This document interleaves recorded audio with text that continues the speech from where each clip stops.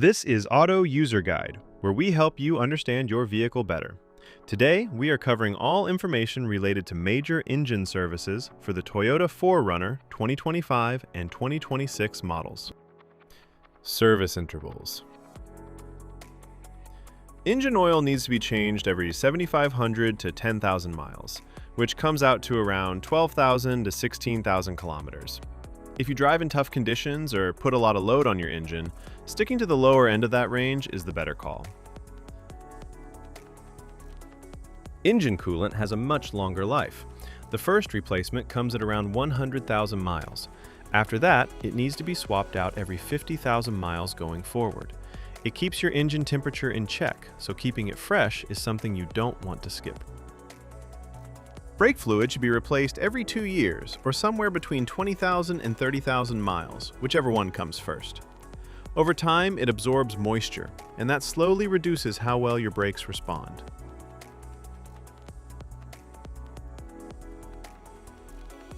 Engine oil.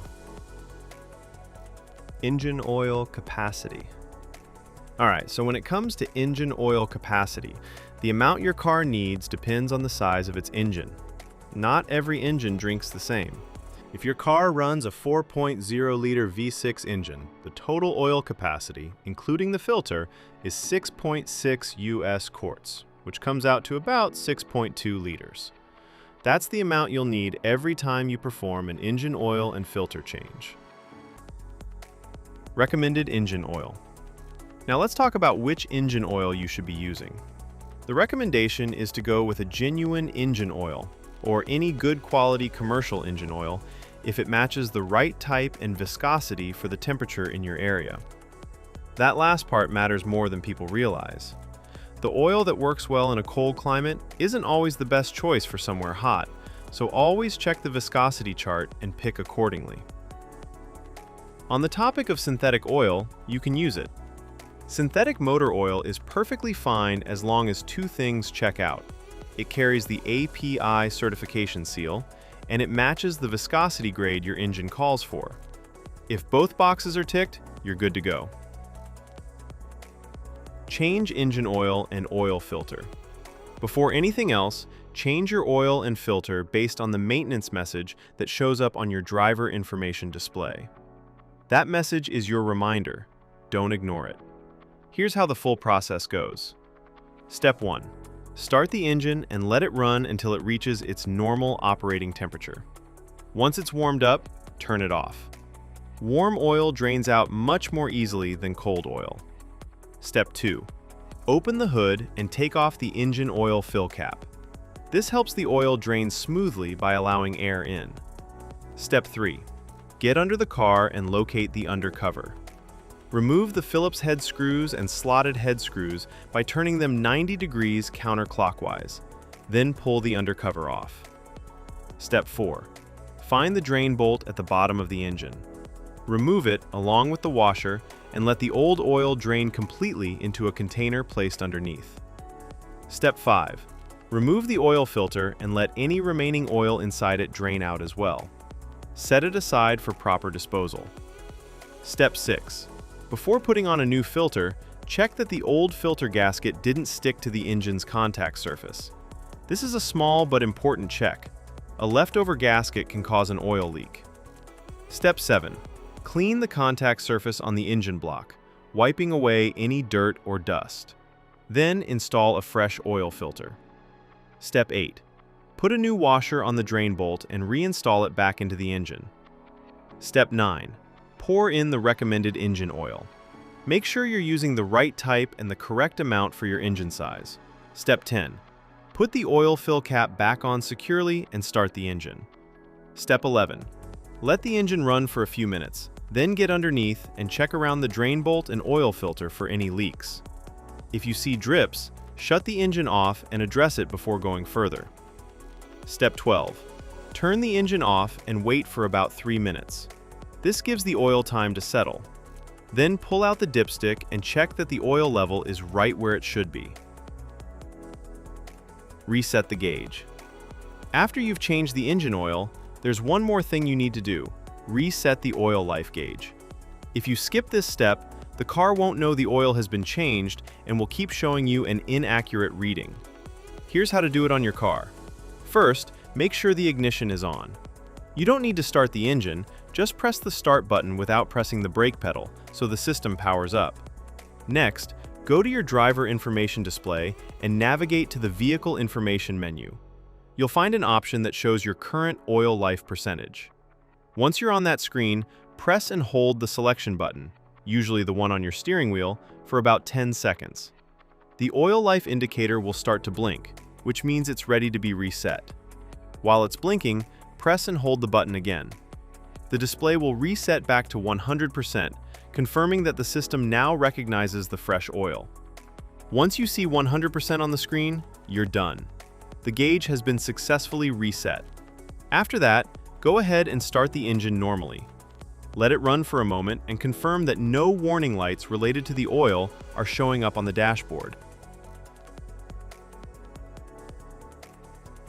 Now we're moving on to coolant and fluid specifications. Keeping your coolant at the right level is just as important as your engine oil. It keeps your engine from overheating and running into serious problems. Engine coolant, radiator. Before you touch anything, make sure both the engine and the radiator are completely cool. Never open the radiator cap on a hot engine. The pressure inside can cause boiling coolant to spray out and burn you. Once everything is cool, place your hand on the radiator cap and turn it just 1/8 of a turn counterclockwise. This releases any built-up pressure inside the cooling system. Give it a moment to settle. Now push the cap down and continue turning it counterclockwise to fully remove it. Look inside and check the coolant level. It should be right up to the base of the filler neck. If it's sitting lower than that, go ahead and top it up with the correct coolant. Once the level is good, place the radiator cap back on and tighten it fully. Make sure it's secure before you close the hood. Engine coolant, reserve tank. Again, before checking anything, make sure the engine and radiator have cooled down completely. Now locate the reserve tank. It's a small, translucent container usually sitting near the radiator. Look at the side of the tank and check where the coolant level sits. If it's below the minimum mark, add the specified coolant slowly until it reaches the maximum mark.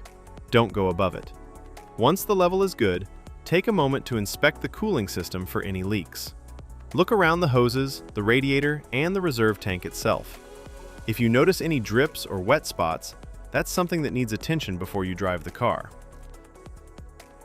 Now, let's talk about replacement of brake fluid. Checking your brake fluid is straightforward. On the side of the brake fluid reserve tank, you'll notice two markings, a minimum and a maximum line. Your fluid level should always be sitting somewhere between those two marks. If the level is at or near the minimum mark, you need to top it up. Don't let it drop below that line. Low brake fluid can affect how your brakes respond, and that's not something you want to find out about while you're driving. At the same time, don't overfill it past the maximum mark either. Just keep it in between and you're in good shape. One thing worth mentioning for those driving a manual transmission model, your brake fluid reserve tank also takes care of the clutch fluid.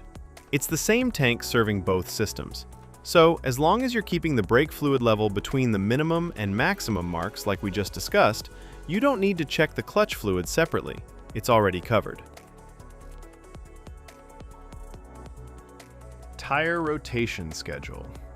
Tire rotation is one of those maintenance steps that people often overlook, but it makes a real difference in how long your tires last.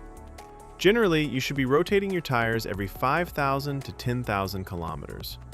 If your vehicle manufacturer recommends a different interval, go with that instead.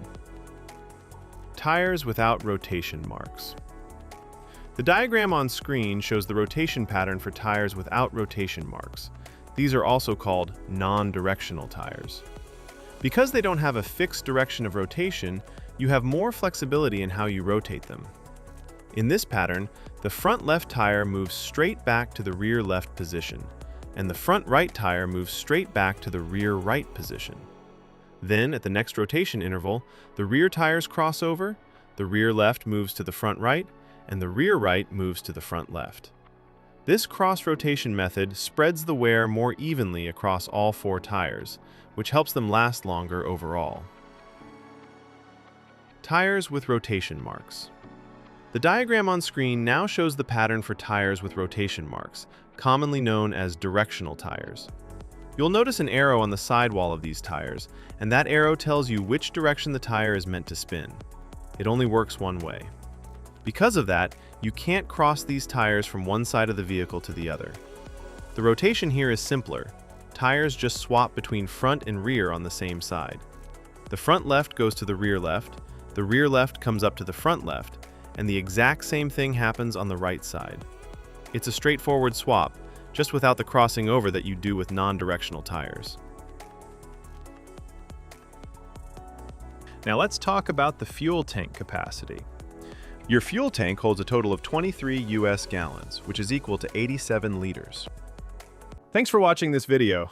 I really hope it helped you understand things a little better. If you found it useful, give it a like. And if you haven't subscribed yet, hit that subscribe button so you don't miss the next one. Drop your thoughts or questions in the comments below. I'd love to hear from you. It genuinely means a lot.